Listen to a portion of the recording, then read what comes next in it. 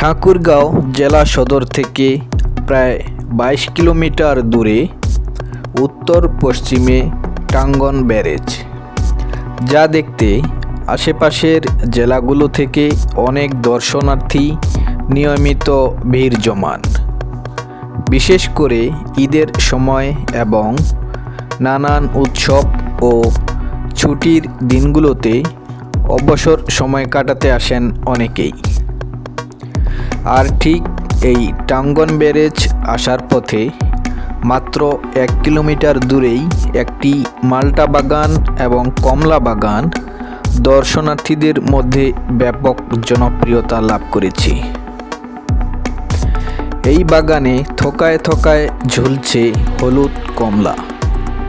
এই নয়নাভিরাম দৃশ্য দেখার জন্য প্রতিদিন ভিড় করছে হাজারো দর্শনার্থী। বাগানের প্রতিটি গাছে প্রচুর পরিমাণে কমলা থোকায় থোকায় ঝুলছে। এসব ফল মিষ্টি ও সুস্বাদু হওয়ায় বাজারেও প্রচুর চাহিদা রয়েছে। উৎপাদিত বাগানের এসব ফল স্থানীয় বাজারের চাহিদা পূরণ করে পাঠানো হচ্ছে রাজধানীসহ দেশের বিভিন্ন জেলায়। এমনকি ভরা মৌসুমে 20 টাকা টিকিট কেটে প্রচুর দর্শনার্থী বাগানের ভেতরে প্রবেশ করে এবং এর সৌন্দর্য উপভোগ করছে।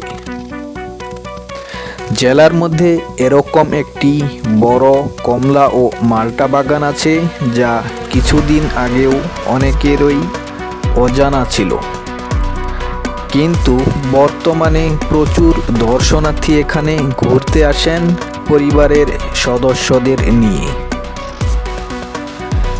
দর্শনার্থীদের মধ্যে অনেকেই বলছে, আগে কমলা বাগান শুধু ছবিতেই দেখেছি, আজ বাস্তবে গাছে ঝুলন্ত কমলা দেখলাম, আর পুরো বাগানে কমলা ঝুলে রয়েছে।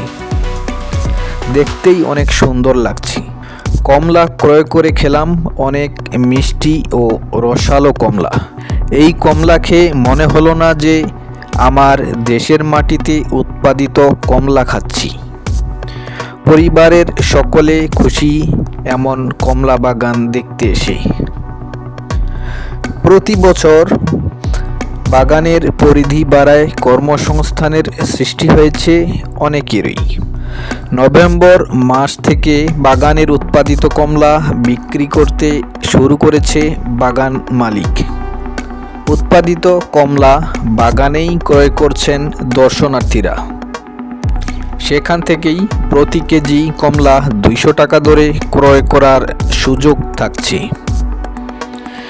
আশা করা হচ্ছে এই কমলা বাগান ও মাল্টা বাগানটি সামনে আরও বড় হবে, যা একসময় মানুষের আনাগোনা আরও বৃদ্ধি পাবে।